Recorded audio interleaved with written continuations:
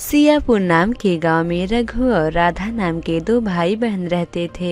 दोनों अपने माता पिता के साथ रहते थे। रघु और राधा दोनों आपस में बहुत झगड़ा करते थे। माँ देखो, आज भी रघु ने मेरा पैसा ले लिया है। माँ, रघु मेरा पैसा हमेशा ले लेता है, आज मेरा पैसा मुझे चाहिए। नहीं माँ, पिछले हफ्ते इसने भी मेरा 50 रुपया लिया था, इसलिए मैं आज इसका पैसा ले लिया हूँ। मैं इसका पैसा नहीं दूंगा।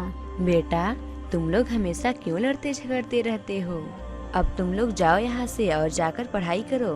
फिर एक दिन रघु नदी में नहाने के लिए जा रहा था। तभी उसके पैर फिसल जाते हैं और रघु नदी में जाकर गिर जाता है। बचाओ बचाओ, मुझे कोई बचाओ, मैं नदी में डूब रहा हूँ, कोई मुझे बचाओ बचाओ। उस वक्त राधा नदी से पानी लेके लिए आ रही थी। जब वो रघु को नदी में डूबती हुई देखी तो वो जल्दी से अपने घर की तरफ चल देती है। राधा के घर से वो नदी ज्यादा दूर नहीं थी, इसलिए राधा जल्द ही अपने घर पहुंचकर अपने माता पिता के साथ उस नदी के पास आती है। माँ माँ, पिताजी मुझे बचाइए, मैं नदी में डूब रहा हूँ, मुझे बचाइए। जैसे ही वे तीनों नदी के और पास आते हैं, उन लोगों का भी पैर फिसल जाता है और वे लोग भी नदी में गिर जाते हैं और अचानक एक जंगल में आकर गिरते हैं। अरे, हम लोग इस जंगल में कैसे आ गए? रघु, तू नदी में कैसे गिर गया था? वो पता नहीं, मेरा पैर फिसल गया, ऐसा लग रहा था जैसे कोई नदी में खींच रहा था। पापा, अब क्या होगा और अब हम लोग बाहर कैसे निकलेंगे? बेटा, पता नहीं, अब देखो जंगल में क्या होता है। फिर वे चारों जंगल में और आगे चलने लगते हैं। चलते चलते जब वे लोग थक जाते हैं तब एक जगह पर रुक जाते हैं। माँ, हम लोग कहाँ जाएंगे? हम लोग कब का चल रहे हैं, ये रास्ता तो खत्म ही नहीं हो रहा है। बेटा, अब हम लोग थोड़ी देर आराम करेंगे, फिर उसके बाद और आगे चलेंगे। वे लोग बातें कर रहे होते हैं, तभी वहाँ पर एक जादूगरनी प्रकट होती है। मेरे जादुई दुनिया में तुम लोगों का स्वागत है। ये एक पहेलियों की जादुई दुनिया है। अगर मेरे जादुई दुनिया में कोई भी इंसान आता है, वो कुछ पहेलियों का जवाब नहीं दे पाता है, तो वो एक पत्थर की मूर्ति में बदल जाता है और तुम लोगों से भी कुछ पहेलियाँ पूछी जाएंगी। अगर तुम लोग उसके जवाब नहीं दे पाओगे तो तुम लोग भी एक पत्थर की मूर्ति में बदल जाओगे। अगर तुम लोग कुछ पहेलियों के जवाब सही सही दे पाए तो तुम लोग अपने घर पहुंच जाओगे, और अगर तुम लोग गलत जवाब दिए तो तुम लोगों को उसका दंड मिलेगा। इतना बोलकर वो जादूगरनी वहाँ से गायब हो जाती है। पहेलियों की दुनिया, ये तो एक बहुत ही बकवास चीज लगती है। पापा, अगर हमें घर वापस जाना है तो हमें जादूगरनी के कहने पे ही चलना होगा।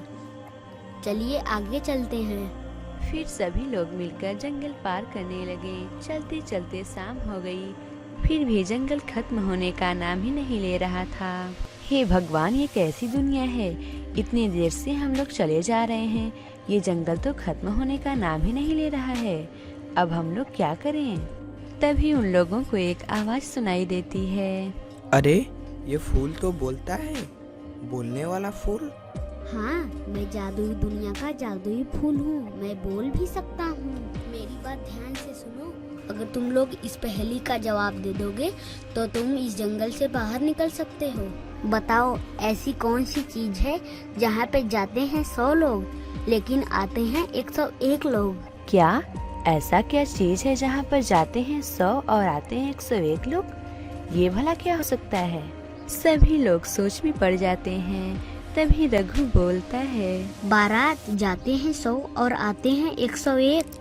हाँ, बिल्कुल सही जवाब। इतना बोलते ही वे लोग जंगल से बाहर आ जाते हैं। माँ, हम लोग जंगल से बाहर आ गए, लेकिन अब हम लोग घर कब चलेंगे? पता नहीं बेटा, देखो ये जादुई पहेलियों की दुनिया हम लोगों से कितनी पहेलियाँ पूछती है।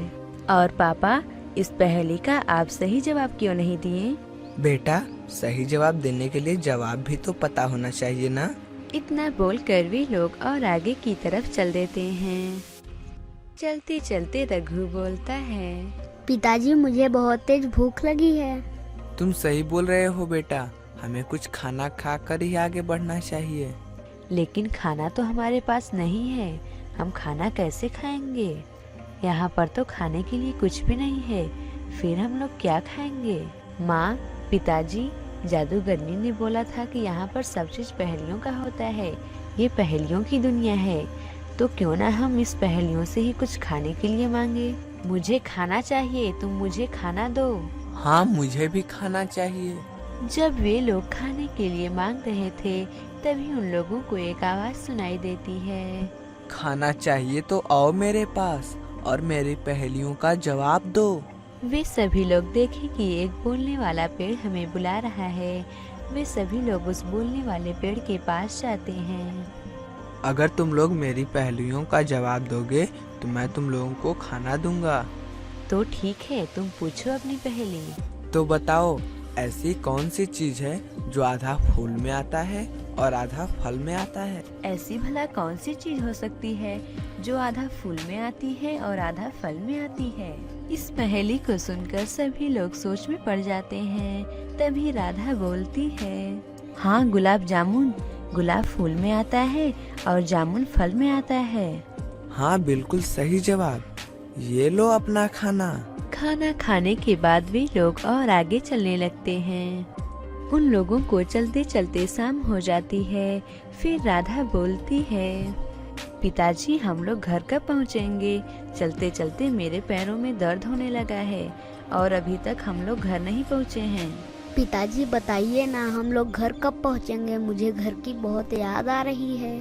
बेटा, तुम लोग चिंता मत करो, बस अब हम लोगों को कुछ ही पहेलियों का जवाब देना है, उसके बाद हम लोग घर चलेंगे। हाँ बेटा, तुम लोग चिंता मत करो, हमें बस कुछ ही पहेलियों का जवाब देना है, उसके बाद हम लोग अपने घर पहुंच जाएंगे। आज रात को हम लोग यहीं पर आराम कर लेते हैं, फिर जैसे ही सुबह होगा हम लोग अपनी यात्रा शुरू कर देंगे। फिर जैसे ही सुबह होती है वे लोग अपनी यात्रा पर निकल पड़ते हैं। वे लोग आगे बढ़ते जाते हैं, लेकिन रास्ता तो खत्म होने का नाम ही नहीं ले रहा था। ये रास्ता तो खत्म होने का नाम ही नहीं ले रहा है। सभी लोग बोलो, मुझे घर जाना है। मुझे घर जाना है। मुझे घर जाना है। मुझे घर जाना है। जब वे लोग घर जाने के लिए बोल रहे थे, तभी वहाँ पर जादूगरनी आती है। अच्छा, तो तुम लोगों को घर जाना है, तो मेरी इस पहेली का जवाब दे दो और तुम लोग अपने घर पहुँच जाओगे। तो ठीक है, तुम अपनी पहेली पूछो। अच्छा, तो बताओ, दुनिया में ऐसी कौन सी चीज है जिसे लोग खाने के लिए खरीदते हैं लेकिन खाते नहीं? क्या भला ऐसी कौन सी चीज हो सकती है?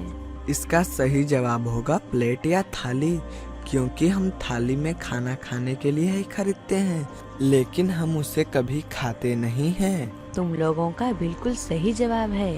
तभी एक रोशनी होती है और वे लोग अपने घर पहुंच जाते हैं। पिताजी, जादुई पहेलियों की दुनिया में पहेलियों का जवाब देने में बहुत ही मजा आ रहा था। फिर रघु और राधा अपने माता पिता के साथ हंसी खुशी रहने लगते हैं। इस कहानी से हमें ये सीख मिलती है कि हमें कोई भी काम करने के लिए अपनी बुद्धि का प्रयोग करना चाहिए। अगर आपको ये कहानी अच्छी लगी हो तो इसे जरूर लाइक करें और इस चैनल हिंदी टेल्स गुरुजी को सब्सक्राइब करें और हमें कमेंट करके जरूर बताएं कि आपको ये कहानी कैसी लगी, और लाइक करना तो बिल्कुल मत भूलिए।